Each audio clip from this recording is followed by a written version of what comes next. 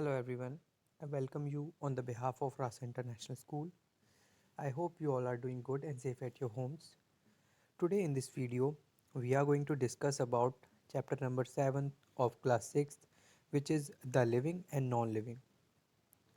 In this video, we are going to discuss about things around us and characteristics of living organisms, which is on your book page number 103 to page number 106. So let's start. Things around us. The presence of life on Earth is a unique attribute of the planet. We see a variety of living organisms around us. These organisms not only interact among themselves but also with their surrounding environment. तो क्या है, जैसे कि आपको पता है हमारी अर्थ का एक यूनिक एट्रीब्यूट है, एक विशेषता है कि यहाँ पर क्या करता है, यहाँ पर लाइफ एग्जिस्ट करती है इस प्लेनेट पर। बाकी सोलर सिस्टम की किसी भी प्लेनेट पर लाइफ एग्जिस्ट नहीं करती। हम देखते हैं कि बहुत सारी वैरायटी ऑफ लिविंग ऑर्गेनिजम्स हमारे आसपास, जैसे कि बर्ड्स हैं, एनिमल्स हैं, प्लांट्स हैं, ये सब क्या है, लिविंग ऑर्गेनिज्म है। हम आसपास देखते हैं और हम ये भी देखते हैं कि वो एक दूसरे से इंटरेक्ट भी करते हैं। जैसे हम डिपेंडेंट हैं प्लांट्स पर, प्लांट्स डिपेंडेंट हैं एनिमल्स, एनिमल्स डिपेंडेंट है प्लांट। हम सब क्या है, एक दूसरे पर इंटरडिपेंडेंट है। तो ये क्या है, these are the interaction between organisms. The environment also consists of several non-living components. Thus, we can say that the world around us is made up of both living and non-living things. और living organism के अलावा भी हम बहुत सारी non living things भी देखते हैं अपने आसपास, जैसे आपका हाउस, जैसे कि आप फैन, आपका मोबाइल फ़ोन, चार्जर, साइकिल, ये सब क्या है, ये सब नॉन लिविंग थिंग है। तो हम ये कह सकते हैं कि जो वर्ल्ड बना है पूरा, किससे मिलकर बना है, लिविंग थिंग्स और नॉन लिविंग थिंग्स से मिलकर बना है। We see a variety of things around us, dogs, plants, you, your teacher, and birds are example of living beings. Fans, windows, your house and cycle are example of non-living things. जैसे कि मैंने आपको बताया, बहुत सारी living things हम देखने को मिलती है, जैसे कि डॉग्स, प्लांट्स, आप, आपके टीचर्स, बर्ड्स, लाइक और नॉन लिविंग थिंग्स भी देखने को मिलती है, like fans, Windows, house, cycle. ये सब क्या है, ये सब नॉन लिविंग थिंग है। इन शॉर्ट अगर कहा जाए तो ये है कि जो हमारा पूरा वर्ल्ड है वो लिविंग थिंग और नॉन लिविंग थिंग के इंटरेक्शन से बनता है। Alright, all living organisms live for a certain period of time. This period is known as their life span. जो लिविंग बींग्स होते हैं, हर लिविंग ऑर्गेनिज्म एक सर्टेन पीरियड ऑफ टाइम के लिए, एक निश्चित पीरियड ऑफ टाइम के लिए जीवित रहते हैं, और इसे उनका क्या कहते हैं, इसे ही उनका लाइफ स्पान कहते हैं। Living organisms are born, they grow, change their shape and size and finally dies. Living organism क्या करते हैं, वो पैदा होते हैं, बोर्न होते हैं, साइज में ग्रो करते हैं, अपनी शेप को चेंज करते हैं और फाइनली वो मर जाते हैं, दे डाई। तो ये क्या है, ये पूरा उनका लाइफ स्पान है, जब से वो बोर्न हुए और जब वो मर जाते हैं, जब वो डाई हो जाते हैं, ये पूरा उनका क्या है, ये पूरा उनका लाइफ स्पान है। Similarities between living beings and non living things. तो अब हम क्या पढ़ने वाले हैं, हम ये पढ़ने वाले हैं कि किसी भी लिविंग थिंग में और किसी भी नॉन लिविंग थिंग में क्या सिमिलैरिटी होती है, क्या एक दूसरे में समानताएं होती हैं। How would you classify something as living being और non living things? Despite the obvious differences between the living beings and non living things, there are few similarities between them. अब आप ये बताइए कि कैसे आप एक लिविंग बीइंग में और नॉन लिविंग बीइंग में डिफरेंस करेंगे कि ये लिविंग है, ये नॉन लिविंग बीइंग है। आपको कुछ तो ऑब्वियस डिफरेंस पता ही होंगे, उसके अलावा भी क्या होता है, उनमें कुछ सिमिलैरिटीज़ भी होती हैं, नॉन लिविंग थिंग में भी और लिविंग थिंग में भी। तो वही हम डिस्कस करेंगे। For example, both living being and non living things are made up of matter. सबसे पहली सिमिलैरिटी ये है, लिविंग बीइंग और नॉन लिविंग थिंग्स दोनों किसकी बनी होती है, दोनों मैटर की बनी होती है। Alright, they both occupies space and have मास। ये क्या करती हैं, ऑक्यूपाई स्पेस करती हैं और इनमें मास होता है। फॉर एग्जांपल, जैसे कि एक डस्टर, डस्टर भी क्या करता है, कहीं आप रख दोगे तो वो जगह घेरेगा। अगर आप भी कहीं बैठे हो और कोई प्लांट भी लगाए तो वो क्या करेगा, जगह घेरेगा, वो ऑक्यूपाई कर लेता है स्पेस को।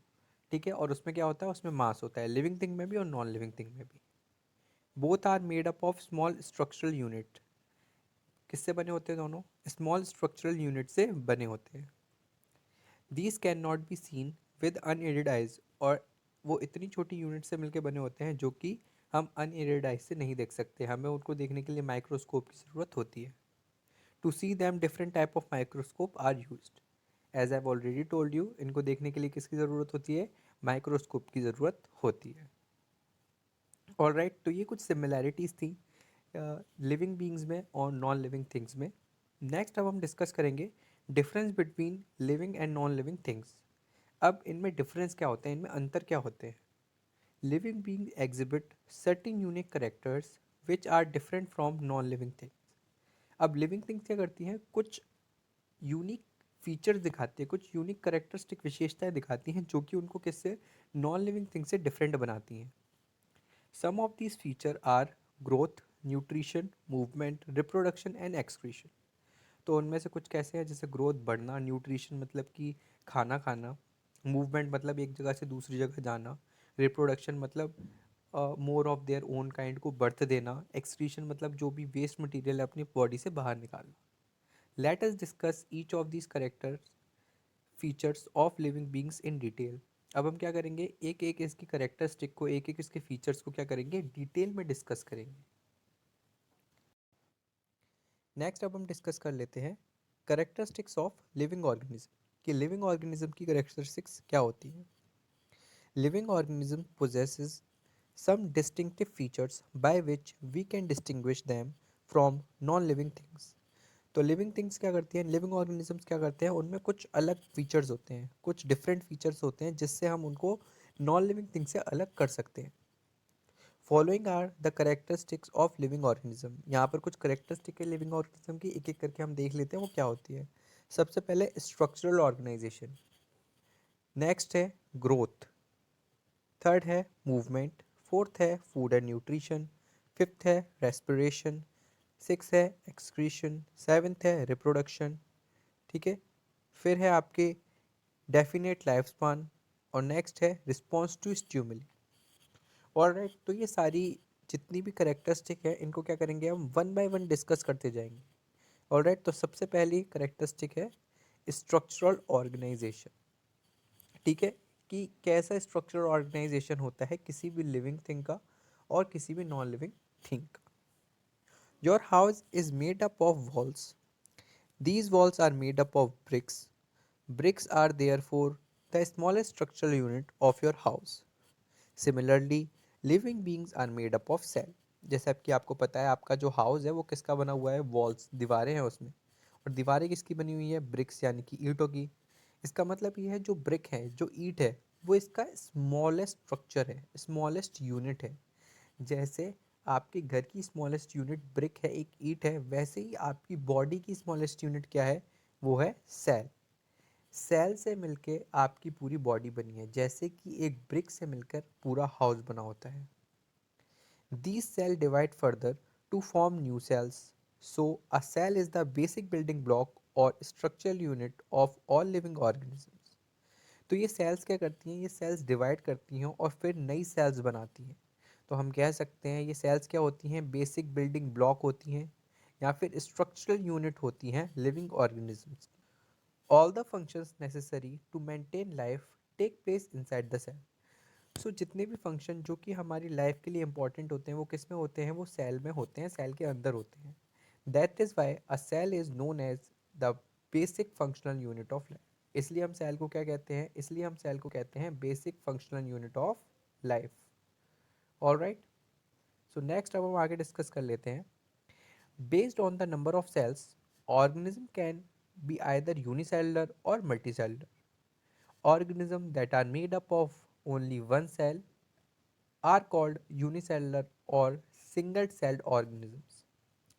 अब नंबर ऑफ सेल के बेसिस पर हमने क्या किया है, ऑर्गेनिज्म को दो पार्ट्स में डिवाइड कर दिया है, या तो वो यूनिसेलुलर हो सकते हैं या फिर वो हो सकते हैं multi cellular.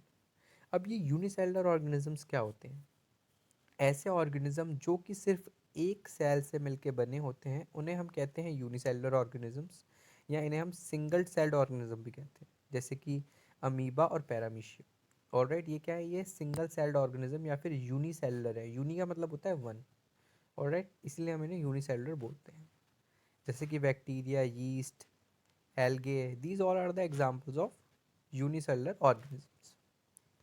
Organisms that are made up of two or more cells are called multicellular organisms. Example: plants, ant, dogs, humans and elephants. और ऐसे ऑर्गेनिज्म जो दो या दो से ज़्यादा सेल से मिलकर बने हैं उन्हें कहते हैं मल्टी सेलुलर ऑर्गेनिजम्स। जैसे कि प्लांट्स हुए, आंट्स, डॉग, ह्यूमन, ये सब क्या है? ये सब मल्टी सेलुलर है क्योंकि एक से दो से ज़्यादा सेलों से मिलकर बने हैं, दो या दो से ज़्यादा सेलों से। Bigger the living organism, larger is the number of cells present in its body. जितना ज़्यादा बड़ा लिविंग ऑर्गेनिज्म होगा उसमें उतनी ही ज़्यादा नंबर ऑफ सेल्स प्रेजेंट होंगी। जितना बड़ा ऑर्गेनिज्म उतनी ही ज़्यादा number of cells. For example, a dog has more cell in its body than a frog, while an elephant has more cell in its body than a human being.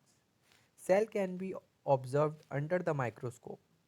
Alright, तो क्या होता है? जितना बड़ा organism उतनी ज़्यादा उसकी sales. For example, जैसे कि डॉग की सेल्स ज़्यादा होंगी और एक फ्रॉग में सेल कैसी होंगी? कम होंगी। एक एलिफेंट में बहुत ज़्यादा सेल्स होंगी लेकिन एक ह्यूमन में कैसे होंगी? बहुत कम सेल्स होंगी as compare to elephant. Cell को हम किससे ऑब्जर्व कर सकते हैं? सेल को हम माइक्रोस्कोप की हेल्प से ऑब्जर्व कर सकते हैं। सेल को हम वैसे नहीं देख सकते। अगर आप अपना हैंड देखेंगे तो उसमें आपको सेल्स नहीं दिखेंगी। ऑलराइट, लेकिन आप माइक्रोस्कोप से जब देखेंगे तो आपको उसमें सेल्स नज़र आएंगी, जैसे कि आपको इसमें नज़र आ रही है ना, वैसे ही। नेक्स्ट करेक्टरिस्टिक्स पढ़ लेते हैं हम। नेक्स्ट करेक्टरिस्टिक है growth. Ask your parents to show your photographs of the time when you were an infant. If your compare that photograph with your present self, you will find a marked difference.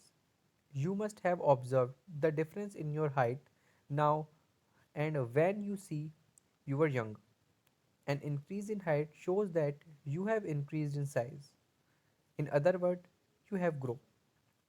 तो आप क्या कीजिए, आप अपनी mother या father से बोलिए कि हमें पहले की फ़ोटोग्राफ दिखाइए जब आप छोटे बच्चे थे। आप तब से और अब अपने आप को कंपेयर कीजिए। तो आप जब से और अपने आप को कंपेयर करेंगे तो आपको देखेंगे आपका साइज़, आपकी हाइट क्या हो गई? इंक्रीज़ हो जाएगी। इन सिंपल वर्ड अगर मैं कहूँ तो आप क्या कर गए? आप ग्रो कर गए। आपने क्या कर लिया? ग्रो कर लिया अपनी लाइफ में। All living organisms grow. जितनी भी लिविंग ऑर्गेनिज्म क्या करती हैं? वो ग्रो करती हैं। Growth is the increase in size and volume of the body. Growth क्या होती है? ग्रोथ होती है साइज में इंक्रीज करना या फिर वॉल्यूम में इंक्रीज करना बॉडी के। When cell present in an organism divide, their number increases.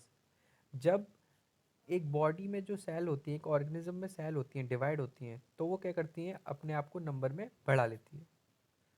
This increase in number of cell is responsible for increasing in size. और ये इंक्रीजिंग इन नंबर, सेल में ये बढ़ना क्या होता है? यही ग्रोथ के लिए, यही साइज में बढ़ने के लिए रिस्पॉन्सिबल होता है। In unicellular organism, the single cell grown in a size as the organism develop and mature. और यूनिसेलुलर में क्या होता है? मल्टी सेलुलर में तो सेल्स डिवाइड हो रही है, बट यूनिसेलुलर में कैसा होता है? यूनिसेलुलर में क्या होता है? वही सेल बढ़ती जाती है, जैसे जैसे वो मेच्योर होती जाती है ना, वैसे वैसे वो क्या साइज में इंक्रीज होती जाती है। Human beings grow from babies to adult. Puppies become dogs. Kittens grow into cats. And seeds grow into plantlets and grow into bigger plants and trees. तो क्या होता है? जैसे कि आपको पता है, एक बेबी किस पे ग्रो करता है? एक एडल्ट पे ग्रो करता है। एक सीड पहले उसमें से स्प्राउट निकलता है, स्प्राउट निकलने के बाद उसमें से एक पूरा बड़ा प्लांट निकलता है। एक पपी ग्रो करता है एक डॉग में, और एक किटन ग्रो करती है किसमें? एक कैट में। तो ये कैसा है? हम ये इस सारी प्रोसेसेस पे देख रहे हैं, एक छोटा सा बच्चा कैसे ग्रो होकर बड़ा हो जाता है। तो ये किसका फिनोमिना है? ये ग्रोथ फिनोमिना है आपके लिविंग ऑर्गेनिजम्स का। Animal stop growing in size after some time. Animals क्या करते हैं? उनकी ग्रोथ जो होती है ना, वो थोड़े टाइम के बाद रुक जाती है। During this time their body undergoes the process of development that makes their body more complex and mature. उसके बाद क्या होता है? उनकी बॉडी में डेवलपमेंट की प्रोसेस चलती है। जिस डेवलपमेंट की प्रोसेस में क्या होता है, उनकी बॉडी बहुत ज़्यादा कॉम्प्लेक्स हो जाती है और भी ज़्यादा मैच्योर हो जाती है। Plants however keep on growing through out the life. और प्लांट्स में क्या होता है, ये ग्रोथ की प्रोसेस हमेशा थ्रू आउट द लाइफ क्या करती रहती है, चलती रहती है। उनकी नई नई ब्रांचेस निकलती रहती हैं, नई नई लीव्स निकलती रहती हैं। तो प्लांट्स में थ्रू आउट द लाइफ चलती है। In living things growth is the result of internal division और increasing in the size of cell. Living things में ये शो करता है कि उनमें इंटरनल डिवीजन हो रहा है सेल्स का, या फिर क्या कर रही है, सेल्स ग्रो कर रही हैं। Non living things do not grow. जैसा कि आपको पता है, नॉन लिविंग थिंग्स ग्रो नहीं करती। देयर साइज और volume increases only if something is added from outside. उनका साइज और वॉल्यूम तभी बढ़ता है जब बाहर से उनमें कुछ ऐड किया जाता है। For example, a stack of coin does not grow until and unless we add more coins to it. अगर आपने एक स्टैक ऑफ कॉइन्स बना दिया, मतलब एक कुछ स्टैक ऑफ कॉइन आपने लिया, तो क्या वो ग्रो करेगा? वो ग्रो नहीं करेगा जब तक आप उसमें बाहर से कॉइन नहीं डालेंगे। तो observe the toy you played with when you were small. They are the same till today. This is because they are non-living things. आप ऑब्जर्व कीजिएगा किसी भी टॉय को, क्या वो ग्रो करता है टाइम के साथ? वो ग्रो नहीं करता है। वो ग्रो इसलिए नहीं करता है क्योंकि वो एक नॉन लिविंग थिंग है। All right, so thank you so much for today. I hope you all are doing good at your homes. Thank you so much.